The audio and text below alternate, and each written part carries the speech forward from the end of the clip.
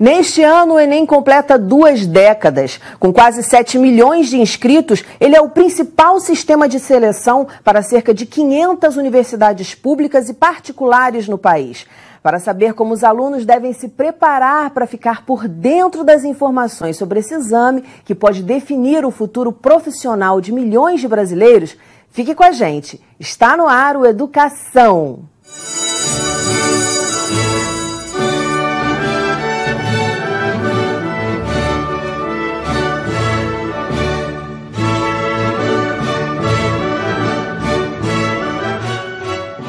Meus convidados são o professor de matemática da Rede Municipal de Ensino do Rio de Janeiro, Rafael Ferreira, o professor e coordenador pedagógico do Colégio Pense, Pedro Rocha, e a estudante Renata Lopes.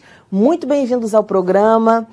Vou começar perguntando para você, para os dois professores, como é que os alunos têm se preparado para o Enem? E aí eu queria a perspectiva, pela sua experiência, da rede estadual, porque você foi professor do Estado, e da rede particular.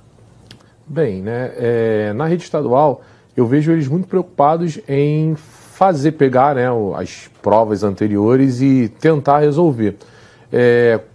O que eu vejo de problema nisso, é eles não teriam um foco, assim, vou resolver, estou estudando tal assunto, e selecionar as questões daquele determinado assunto para, quando estudar, ele já ir resolvendo aquilo ali por assunto. Na internet você consegue essas informações. Então você consegue acessar alguns sites, se você colocar numa pesquisa simples, você consegue, por assunto, já puxar o que foi cobrado nas provas anteriores. Isso já facilitaria bastante o estudo, ou seja, falta um cronograma, falta uma programação para você estudar para o Enem. Então quer dizer que já é uma dica que você está dando aí de estudar por assuntos, porque você acha que o estudante pode ficar perdido. Estuda um pouquinho ali, estuda um pouquinho aqui e acaba não apreendendo nada, é isso? Exatamente, eu acho que ele pode organizar o seu estudo. Falta no aluno um pouco de organização mesmo de como ele vai fazer esse processo de aprendizagem. Então, se ele primeiro fizer essa seleção dos assuntos a serem estudados e das questões que mais são cobradas nessas avaliações, ele já começa a ganhar tempo. Então, quer dizer, um erro que você vê aí os alunos da rede estadual cometerem. Exatamente. Pedro? Eu hoje percebo que os alunos estão cada vez mais tomados de informações sobre o Enem. É muito fácil, como o professor disse, você ter informação sobre o perfil da prova, sobre as questões que são recorrentes. Os alunos, eles têm isso, mas é sempre bom buscar cada vez mais informações acerca do Enem. A cada ano, essa prova vem se modificando. A cada ano o Enem vem se tornando cada vez mais conteudista, uma prova que, de certa forma, reproduz vestibulares clássicos, mas que tem suas singularidades. Então, conhecer a prova, conhecer o vestibular no qual você está prestando, no qual você se propõe a realizar, é fundamental para qualquer aluno que lá em novembro vai estar prestando o Enem. E você trabalha na empresa QG do Enem? É sim, isso? Sim. E essa empresa ela produz material de apoio. Sim. Qual é a grande diferença do Enem para os vestibulares? É claro que existem vestibulares que aproximam-se do Enem. Mas se a gente olha, por exemplo, a prova aqui no Rio de Janeiro da UERJ, é uma prova que tem uma cobrança que é diferente do Enem.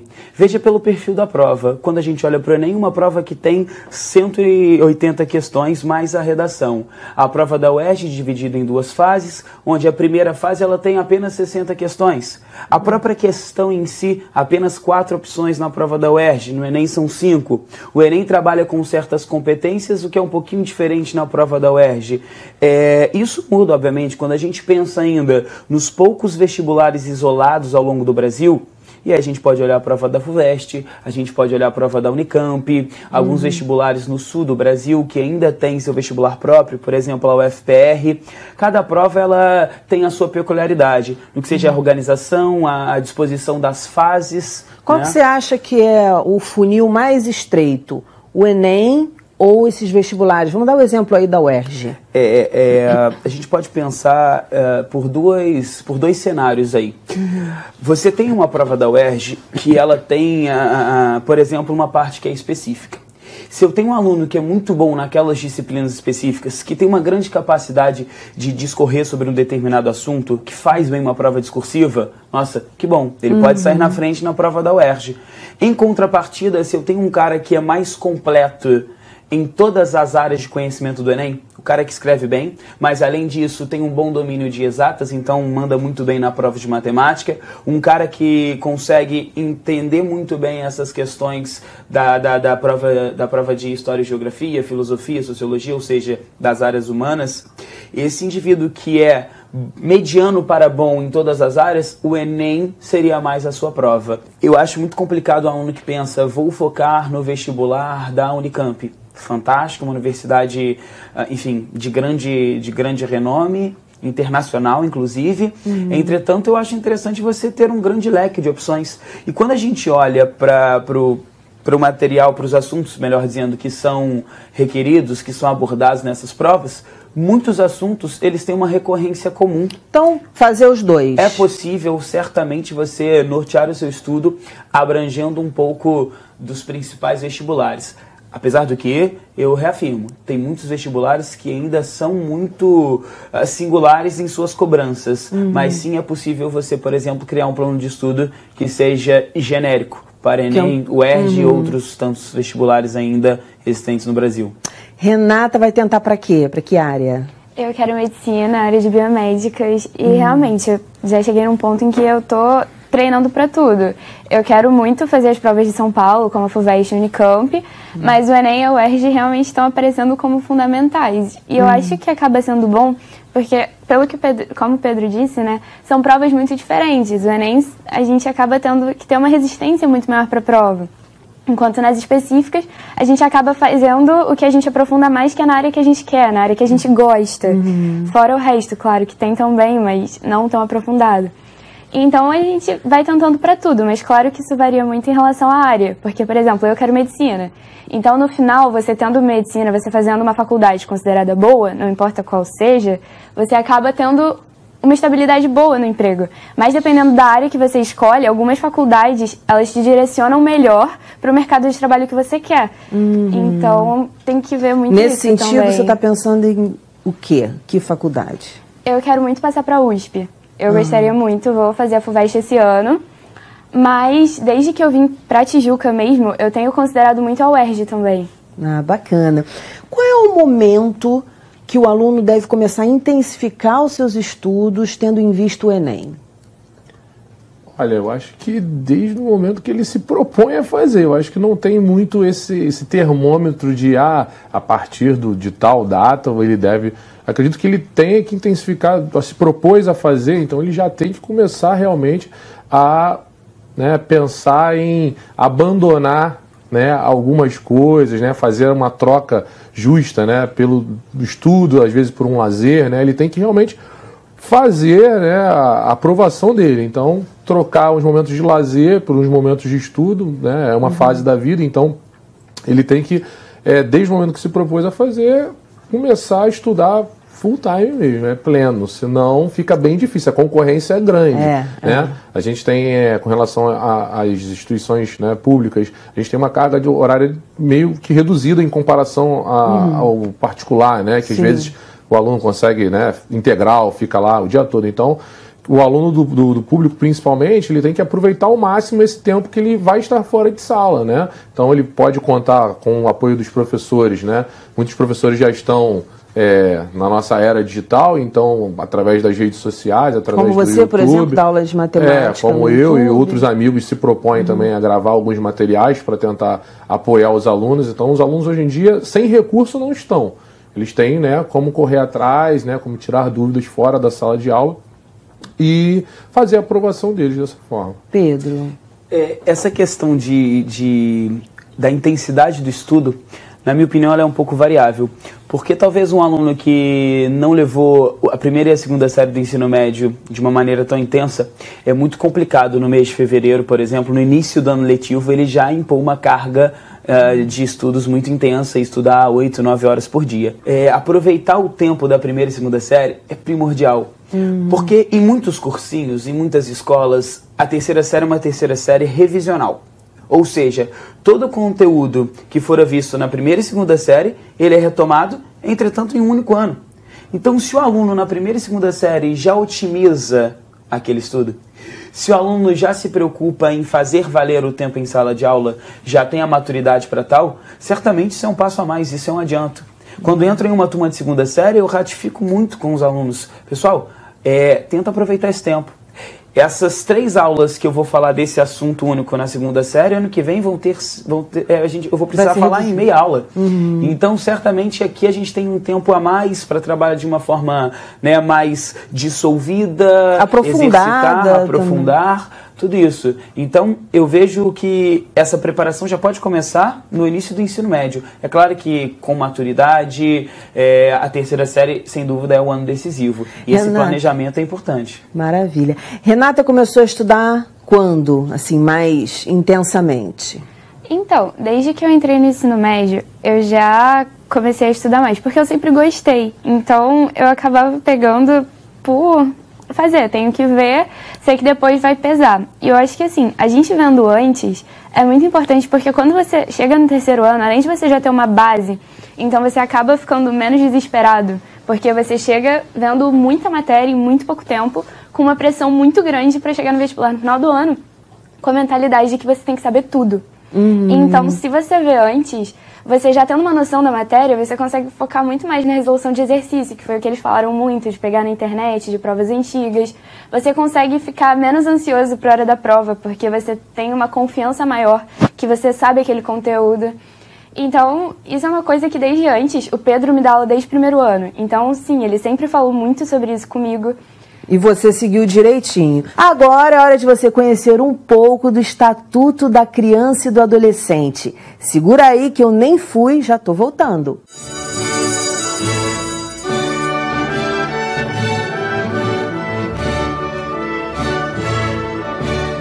Voltamos com o nosso papo sobre os detalhes do Enem e sobre como os alunos devem se preparar para este exame que completa 2 décadas e que é referência para o ingresso de estudantes em universidades de todo o país.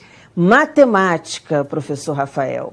Muita gente tem problemas com as exatas. Que dicas você daria aí para esse pessoal? O que tem acontecido já há muito tempo, né? A matemática, ela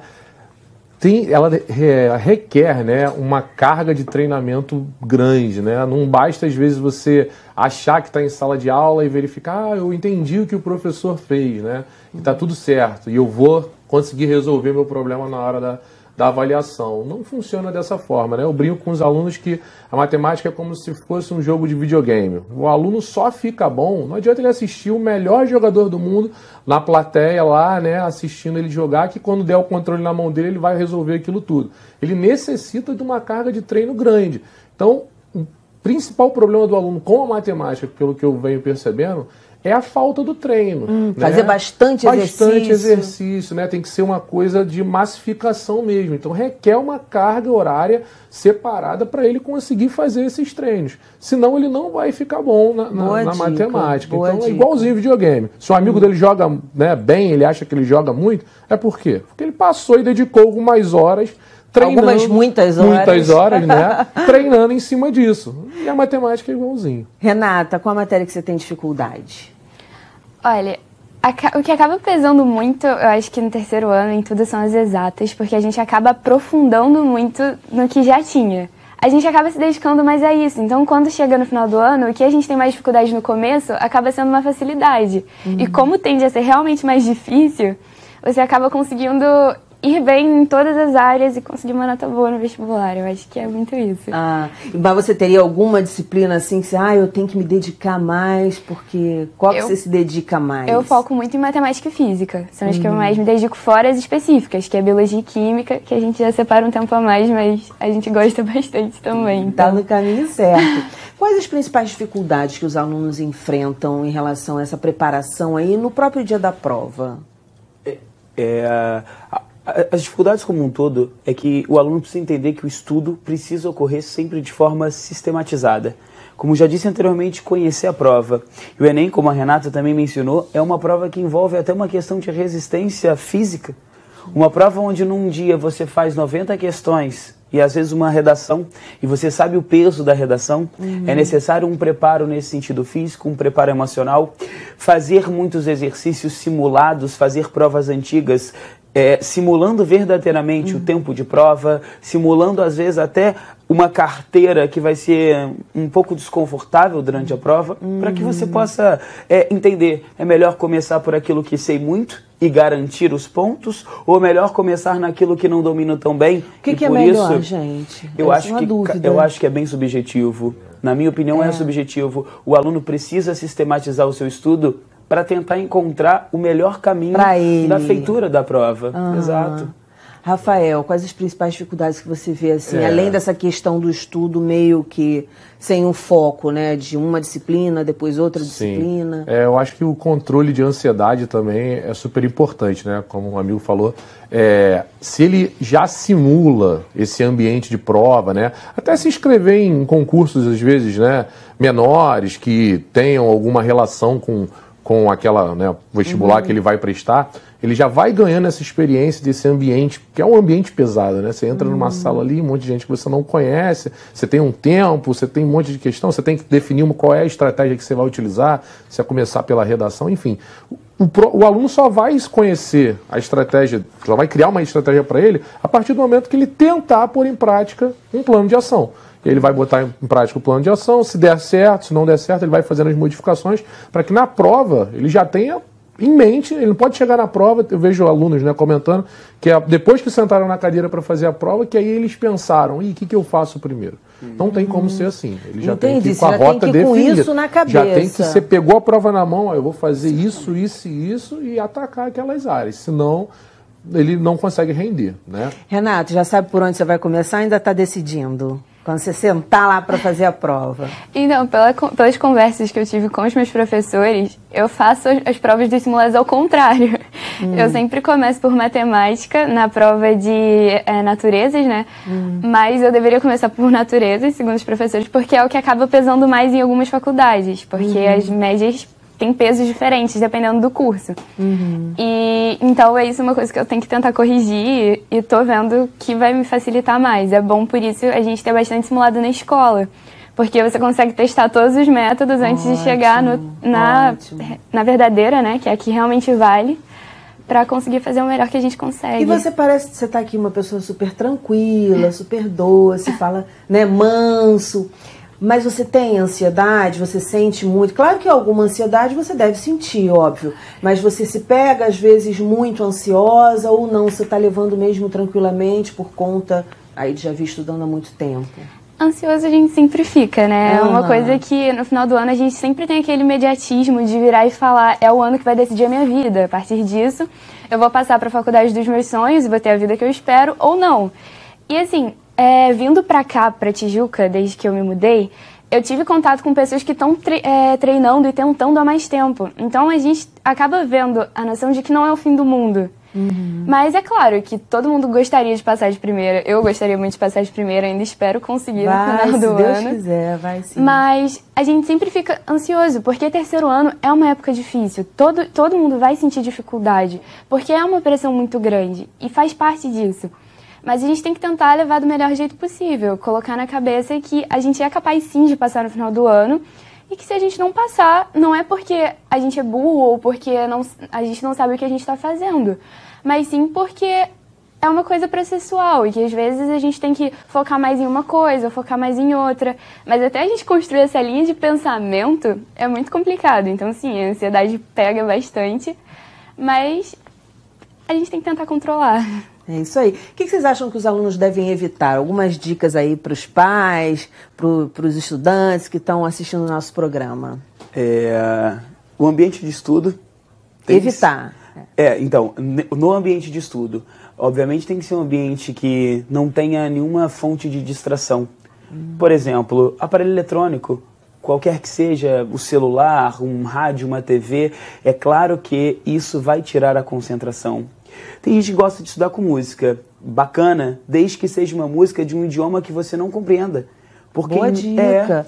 Eu não consigo trabalhar com música. Não, porque a sua concentração vai ser desviada, sendo uma língua que você entende, para a letra da música. Eu acho, não sei, eu posso fazer essa experiência e prestar atenção, mas eu acho que qualquer música, menos a clássica, porque a clássica tem aquela coisa só instrumental, porque eu gosto muito de música. Então. Aí quando eu vejo, eu já estou fazendo uma outra coisa, em outro lugar do planeta. Se você coloca uma música, por exemplo, tem algumas músicas que são praticamente instrumentais, orientais, que eu, por exemplo, utilizo para estudar e que, obviamente, eu não consigo entender. Então, aquilo ali não tira a minha concentração e dá até um certo relaxamento, que é interessante durante o estudo. Né? Então, isso é interessante para você buscar mecanismos que não desviem a sua concentração. Ter um ambiente de estudo adequado é essencial. Então, de fato, deixar o celular distante, ter horas, talvez, para mexer em rede social. Hoje, infelizmente, a nossa juventude está tomada, não só a juventude, tá? Na verdade, eu acho que todo mundo está tomado pela utilização de redes sociais, então o vestibulando precisa controlar isso. Porque, às vezes, sem perceber, ele ficou 1 hora mexendo numa rede social e, às vezes, aquela 1 hora seria válida demais para o seu estudo. A meu ver, isso é essencial. Rafael, o que evitar? Olha, eu acho que evitar, né, a falta de rotina. Eu acho que ele tem que focar em ter uma rotina, em criar uma rotina para ele, né? Aí você me lembrou Renato Russo, disciplina é liberdade. Isso aí, né? Então, se ele tiver aquela disciplina de um horário certo ali para fazer, ele não precisa deixar de fazer todas as coisas, né? Como o nosso amigo falou, ele pode ter um momento para mexer lá no celular, no Facebook, enfim, em alguma coisa, né? Ver um programa de TV que também, né, deu uma esfarecida, né, na mente dele, porque realmente é uma carga de estudo grande, mas que ele tenha por hábito, né, fazer um horário de estudo e ter aquele momento de descanso, que seja uma rotina, seja natural para ele. Quando o aluno tem que ter um momento de descanso. Precisa. Porque às vezes os alunos ficam, vou virar à noite, porque aí ninguém está estudando agora.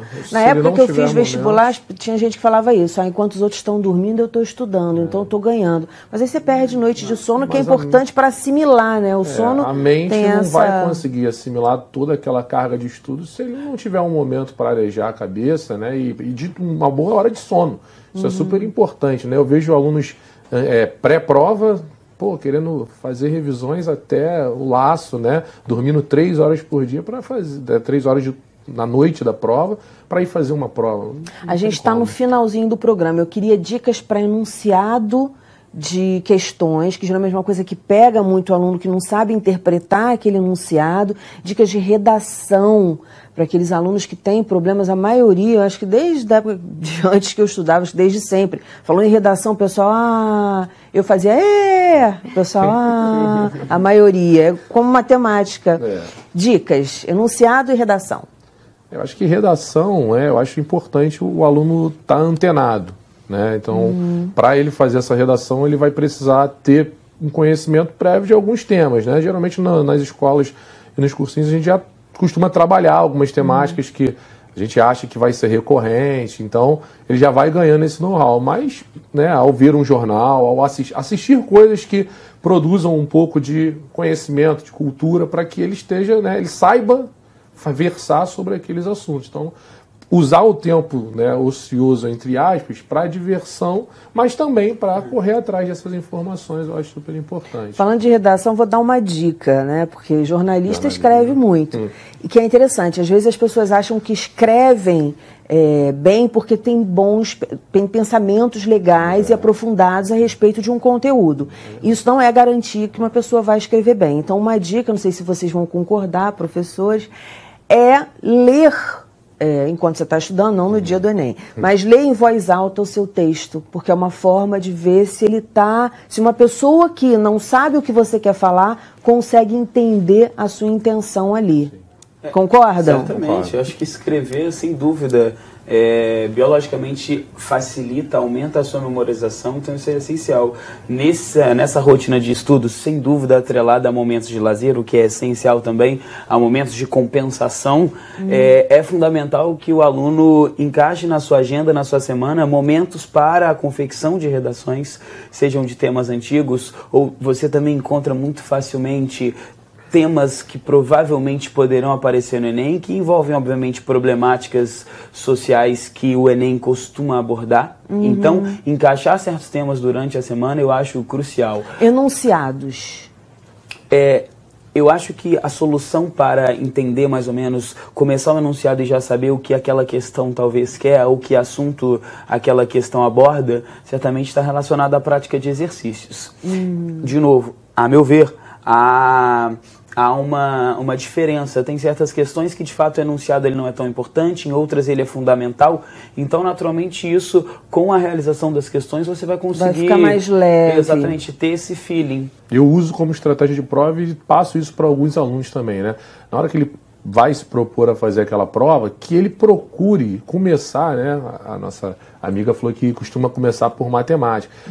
Já escolheu a disciplina, que ele também faça um filtro, né? Se ele já tem essa prática de fazer exercício, ele consegue fazer um filtro rápido, se aquela questão é rápida ou é uma questão que demanda um pouco mais de tempo. Por quê? Né? Fácil, né? No caso, fácil e rápida. Para ele poder já selecionar ali o que ele já pode começar fazendo, até para alimentar a autoconfiança dele. Porque se ele pega uma questão muito difícil para tentar fazer logo de cara, claro que para isso você tem que ter uma prática de exercício. Então, com a prática, você vai olhar a questão e falar, essa eu sei fazer rápido. Já marca ela. E vai marcando Aí já rápido, vai ficando feliz, e aí ele já confiante. vai ganhando uma autoconfiança, né? Porque se você pega uma questão muito difícil de cara, sem esse filtro, você acaba já dando uma baixada na bola, ele fica desanimado. Então, quanto mais questões fáceis e rápidas você resolve inicialmente, mais Boa confiança dica. você ganha e aí você consegue... Traz um senso de merecimento Isso, que é essencial para o aluno durante a Fundamental, prova. né, durante a prova.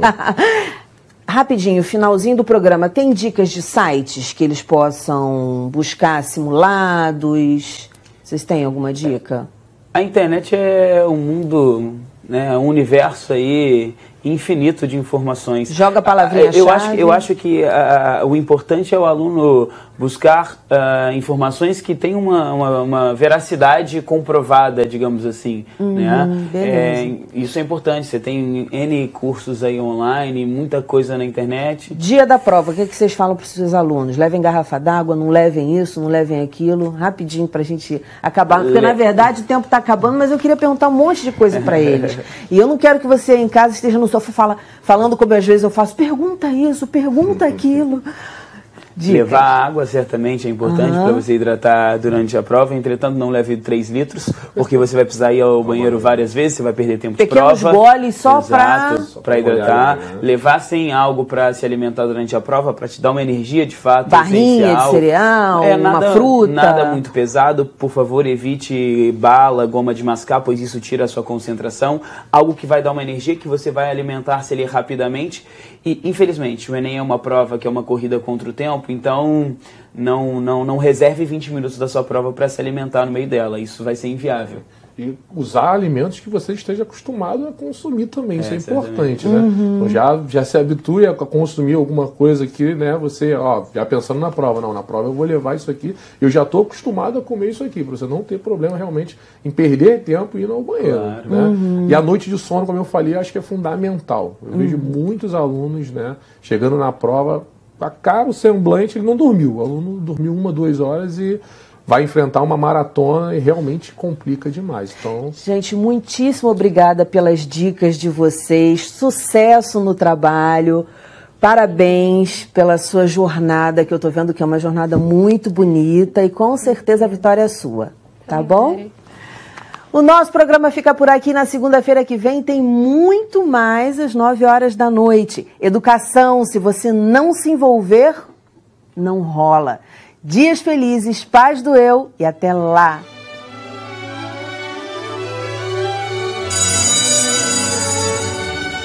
Cantiga de amor, sem eira nem beira, vira o mundo de cabeça para baixo, suspende a saia das mulheres. Ah, o amor, seja como for, é o amor.